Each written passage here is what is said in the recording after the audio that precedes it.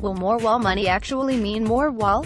Photo, Drew Ungerer. Getty Images. During the 2016 campaign, Republican candidate Donald Trump assured prospective voters that Mexico would pay for a wall on the southern border. It's an easy decision for Mexico. Make a one-time payment of $5 minus $10 billion to ensure that $24 billion continues to flow into their country year after year. Shortly before his inauguration, that promise turned into an IOU, as Trump tweeted in January 2017 that any money spent on building the Great Wall, for sake of speed, will be paid back by Mexico later. In early 2019, that burden finally, inevitably came home to the taxpayer, when the president shut down the government for 35 days to get $1.375 billion earmarked for wall funding, though Democrats offered $1.6 billion prior to the winter closure. Now, the military is joining the taxpayer in funding Trump's dream hybrid of politics, real estate development, and xenophobia. On Tuesday, Defense Secretary Mark Esper agreed to the Trump administration's request to route $3.6 billion in funding for military construction projects to the building of 175 miles of new or reconstructed barriers along the southern border. According to The Washington Post, doing so will effectively defund 127 military construction projects, using emergency authorities.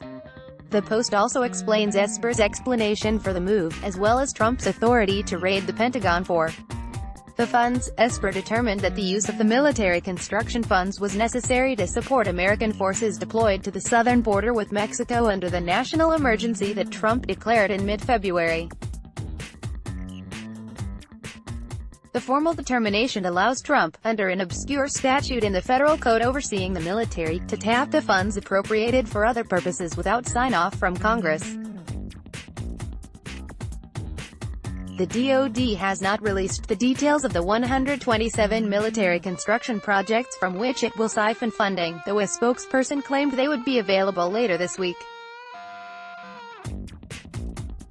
They did state that half of the sites are on American soil, and half are abroad. The Pentagon also said that the projects wouldn't be delayed if Congress would backfill the money for the projects.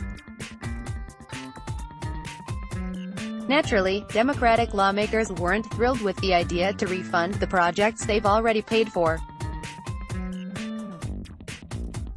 The president is trying to usurp Congress's exclusive power of the purse and loot vital funds from our military, said Senate Minority Leader Chuck Schumer on Tuesday. Robbing the Defense Department of much-needed funds is an affront to our service members, and Congress will strongly oppose any funds for new wall construction. Schumer added that the decision is equivalent to a slap in the face to men and women in the military, a comment that taps into a common theme of Trump's relationship with the armed forces, celebrating the pomp of American military power without heeding the advice of actual military officials, or supporting the welfare of veterans. The president is fond of having generals around him that are straight out of central casting, but has little interest in listening to them.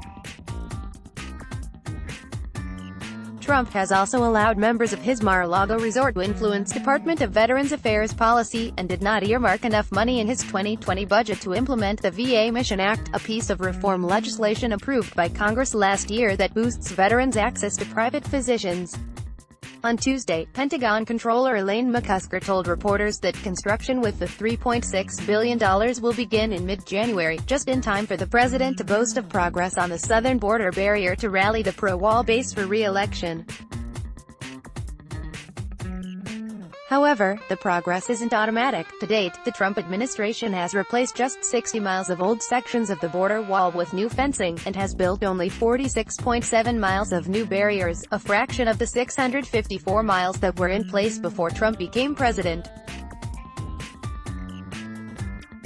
Sign up for the Intelligencer newsletter, daily news about the politics, business, and technology shaping our world. Let's block ads. Why?